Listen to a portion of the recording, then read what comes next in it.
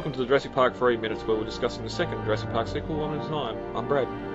I'm Dave. And on this episode we'll be discussing minute 78 of Jurassic Park 3. But David, of course, before we get to that, over at Jurassic-Pedia.com we have an article up here for the pretty much the whole ambush that's going on here with the Velociraptors. Play-by-play on what we've been talking about for the last week and a half. Yeah, a bit of a play-by-play going on here. This is one of our earlier kind of event articles where we kind of touch upon one of the kind of scenes / events that actually occurred. This one was done by our founder, Tyrannosaur TJ, and my only contribution to it was the photo. Yeah, well, there's a few like this on the site. We've got a link here off to the side with the Gatherers camp and all that sort of stuff that we would have seen in the Lost World as well. So a lot of stuff like this. If you've got a favourite scene from any of the movies, and it's quite possible there's a brief little write-up here about it with links to characters, animals and other props that may be in that scene as well. Be careful with that. T-Rex. It scares some of the smaller ones away, but it attracts one really big one with a fin. This is T-Rex P. How'd you get it? You don't want to know. As when in minute 77 of Jurassic Park 3, the survivors were completely surrounded, and Amanda asked Grant to give her the eggs. As we open on minute 78, one of the male raptors spots the eggs in Grant's bag and begins to vocalise to the others. As Grant removes the eggs and hands them to Amanda, he looks into the bag and sees the resonating chamber Billy had created at the start of the film. At the 14-second mark, and with a look of determination, Amanda pushes the eggs forward. Behind her, Eric says, "Do it, Mum." At the 32-second mark, after Amanda pushes the eggs forward, Grant brings the resonating chamber up to his mouth and blows, trying to mimic the sound of calling for help. Immediately the raptors are irritated by the sound and start barking at each other. One male tries to move forward, but the big female snarls at him and the male falls back in line. And then before she can do anything, the soft thumping of the helicopter rotor blades fill this area, and the female looks up at the sky as the noise gets louder. She looks over at another male and he snarls. And this ends minute 78 of Jurassic Park 3. As when in the last minute, Amanda asks for the eggs, and as Grant had unzipped Billy's bag, he'd opened the flap to reveal 2 of the eggs inside. And of course, as the raptors see this, they immediately start to react, snarling and talking to each other.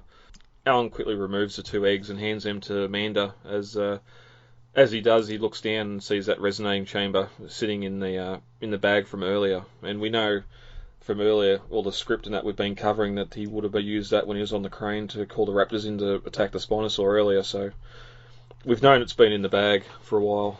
No, we haven't. We didn't really know that Billy had brought the resonating chamber along before now, have we? Because I was going to say, yeah, this is actually the first time it's been shown since Billy had shown it off to Grant after immediately printing it.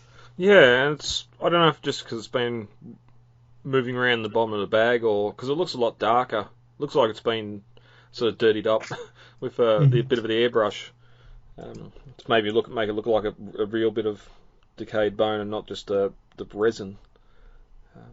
Yeah, I believe that the Chronicle Collectibles reproduction of this prop here used this scene as the paint reference, and not the original scene that it's in, because the Chronicle version of the prop kind of has this wash over it that gives it, really makes the details kind of pop, this here. Yeah, yep. And also in the bag there beside, you can see it looks like a lens, fairly large lens there. So maybe Billy had only taken out the camera and hung that around his neck, and he was able to leave the lens in there, because as we know, that stuff's expensive and you don't want to be just throwing it away, no matter how much the raptor eggs are worth. Yeah.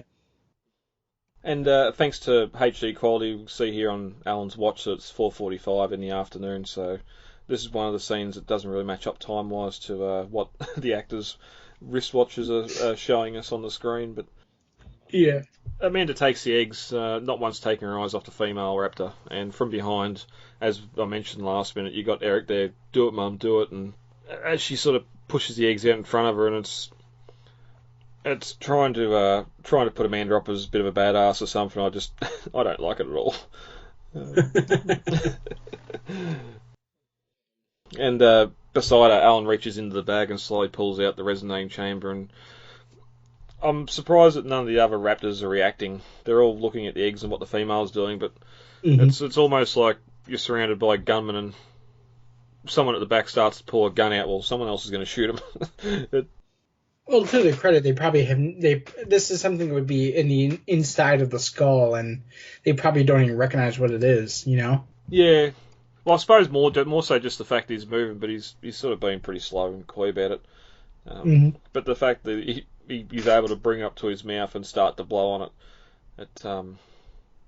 it seems a bit strange. But we get a quick shot of one of the males reacting to the sound.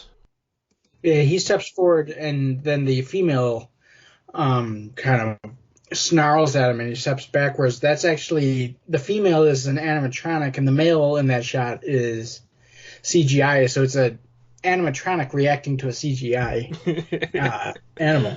Yep, and it looks great too. Mm-hmm.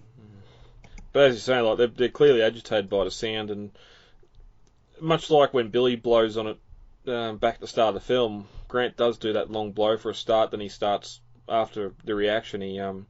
Paul sees the aggression and coming from the animals and says, "No, call for help," which I had to go all the way back to see if Grant, when he said it's calling for help, if Paul was anywhere near him, or if they'd been talking about the raptor intelligence on the plane ride down, because we know from the start of the film that he was telling anyone that would listen about the raptors being smart, but it was Paul that come and got Grant and pulled him away from his focus on the raptor calling for help in the kennels.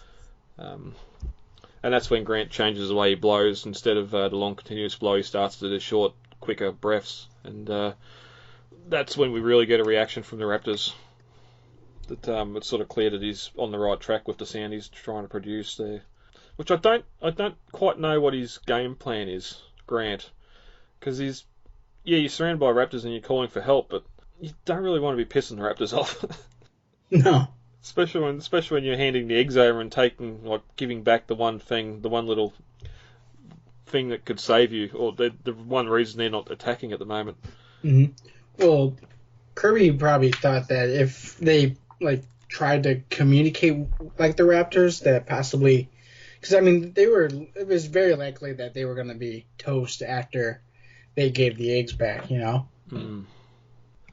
This scene probably could have gone so many other ways too, if the raptors talking back or Grant establishing some sort of dialogue between the two. And so we just want to get off the island or something. So I suppose it's good we didn't go that far down the rabbit hole with the whole calling for help. But as you said before, one of the males gets really takes a couple of steps forward, and we get that animatronic snarl at him, and he falls back in line. And Grant stops blowing as he sees the reaction. That's probably a good thing, because the female probably would have just come in and hit him on the face to stop him from making the sound. Like you're causing all the males in the pack to react like this, so I'm going to stop it real quick. Mm-hmm.